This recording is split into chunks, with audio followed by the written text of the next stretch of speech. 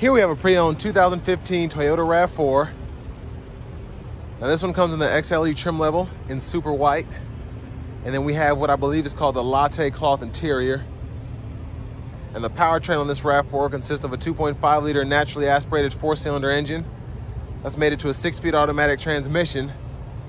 And this particular RAV4 just has a little over 94,000 miles. So we're gonna see how it's held up over the years in mileage. Starting with the front end here, we do get our halogen headlamps, fog lights. It's a little bit of wear along the front here, just road rash, and then it looks like we might have ran into a bush or something. But I mean, for the most part, it still has a lot of life left in the paint, especially everywhere but the front. But when it comes to the wheels, we do get 17-inch aluminum, which looks great cleaned up. And it doesn't look like, well, this one in particular hasn't been curbed too bad. Tires look good. And then to the door panel here, we have one-touch automatic up and down for the driver's side window, just regular power windows for the other 3 doors. Power door lock controls there, rear window lock here. And then we have 2 bottle holders there, little pocket. Not a bad looking door panel for it to just pretty much be that hard plastic and that cloth. But power mirror controls are here, left side, right side, and you can offset there in the middle, and you can use that dial to adjust. Traction control toggle, gauge cluster brightness, hood release, pedals. We do have a manual tilt and telescoping steering wheel, if I can get it to go. There it is. And then here is our driver's seat. So we can pump the seat up or down there, do the seat back there, and then the seat bottom we can pull back and forth. But I have that seat up front adjusted for someone of my size, being 6'3", longer legs. So let's go ahead and see how this leg room is. So actually pretty impressive. And then this seat goes back. And what's cool about this is you can lean it up, and then the seat back kind of goes with you. So you'll see as I lean the seat back, how far it goes, matching that one back there. And then that's the difference in having that seat back and then having that seat up. But I like that we have the seat back pockets on both sides. And then grab handle here, we can hang probably a couple plastic hanger hooks or several metal hanger hooks there. But surprisingly comfortable, and I think a lot of that has to do, look how skinny this seat is. Usually I can't wrap my entire hand around the bolster there, but that helps. And then the gas cap release right there. So it just takes regular gas. And then as we come around to the back here, there's the rear end. And surprisingly, the paint around where you would lift this up is not in terrible shape at all. So you just release there, pull up, and then pretty good storage back here. Spares underneath there.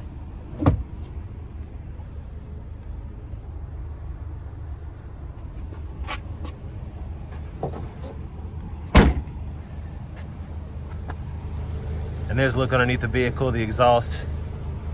And I want to give a thank you to Chevrolet Buick GMC of Murfreesboro for letting me review this RAV4 today. I'll leave a link below to it in the description. And then I do like that we have the roof rails. I think we could probably add some crossbars or a roof rack onto that with little issue. And then just pull here and then do the headrest there. And then you can fold that flat and run longer objects through there.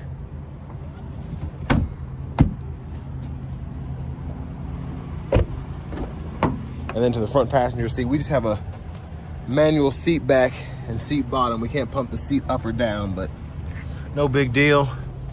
I like this. We have a little storage pocket up top, and we also have a traditional glove compartment down here, which is pretty spacious in my opinion. But as we come back around to the front, we're just gonna take a quick look in the engine bay.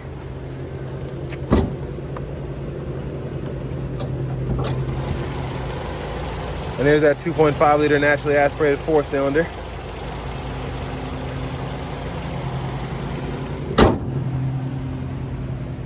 And now we're gonna go ahead and hop in the driver's seat.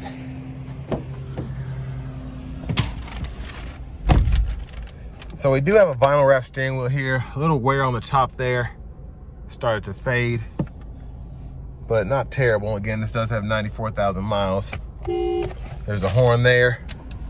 And then over here to the radio, first of all, hazards are there, and we can adjust the clock pretty easily using the hours or minute button there. But down here we do have the navigation system, so you can click that there and then just type in a destination. Using either point of interest, you can set up a home, then you have different presets as well. And then you can zoom in or out there. And then there's our home page again. And then you can set up a Bluetooth device here, and you can do Bluetooth audio as well as the phone capability. And then speaking of audio, we do have AM, FM, and XM radio on top of that. And then you have an aux input, USB, and a CD drive. That's gonna be right there. And volume can be adjusted here. Then you can mute there. And then you have a tune knob here, and you can actually set up your presets. But you have several different presets that you can set up to 36 there. You can just hold and it'll set it there. And then for your navigation screen, the micro SD card is right behind there. And then you do have different apps that you can go through as well, and that'll pull up the navigation, audio, phone. Then you have a weather app and whatever too. But your general settings here, you can change your units of measurement from miles to kilometers. And you can also change your language as well. You have between English, I think that's Canadian, French, and then Spanish. And you can even change the weather temperature units from Fahrenheit to Celsius if you want to. Backup cameras there. And then we do have dual zone automatic climate controls. We can turn the auto mode on and then turn that off by adjusting fan speed. And then we can turn the front auto on or off there. Defrosters here. And then we can adjust either side's temperature here. And we can cut the whole system off by hitting that button. And down here we have our eco mode. We can toggle on or off. Our sport mode we can toggle on or off. And I like that because you can either turn the eco mode on or turn the sport mode on, or just be stuck in your normal mode. And then you have the USB-A and aux input there. And then we do have a 12 volt there. Decent storage pockets here. There's an additional 12 volt right there. Bottle holder here. And then for the shifter, you can just pull down, reverse, neutral, drive, and then come over here and you can manually shift there. And then your emergency brake or parking brake there. And then additional bottle holder. There's a center console cubby space. And then we do have our sunroof controls and our dome lights here.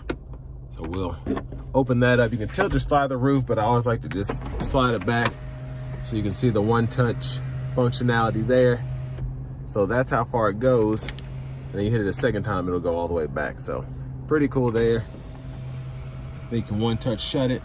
There's a view of the back seat. And then vanity mirror here. Now back to the steering wheel. Stock behind, that's blinkers, low beams, daytime running lights, and then that's everything off. And then fog light controls are here. High beams when the headlights are on. And then you can flash here. And then the windshield wiper controls are over here. So one time, off, intermittent, low, high. We can adjust the intermittent there. And then our rear wiper intermittent are on. Pull back for the rear wiper fluid, push up for the front wiper fluid. And then over here, volume controls. And we can use these arrows to go through the radio stations or track lists. And then we can seek here. And then hit this mode button to go through the different audio sources, including Bluetooth. Music and enjoy even more variety from every decade. And then over to the right side, we have our Bluetooth controls here, voice recognition, display, and then cruise control is here. So click there to activate it, set, resume, cancel. And then this display button, this display button is used to actually go through the gauges down here. So you can see the fuel economy average is 28.9 miles per gallon, so pretty good. And then we do have a tire pressure monitor sensor on, so one of those might be busted, I'm not sure, or it could just be low. It was pretty cool this morning, so that's what that fall weather will do. And there's the key in the ignition, and then you can lock, unlock, hold that for the panic button. But next, let's go ahead and take this 2015 RAV4 XLE out on the road for a test drive.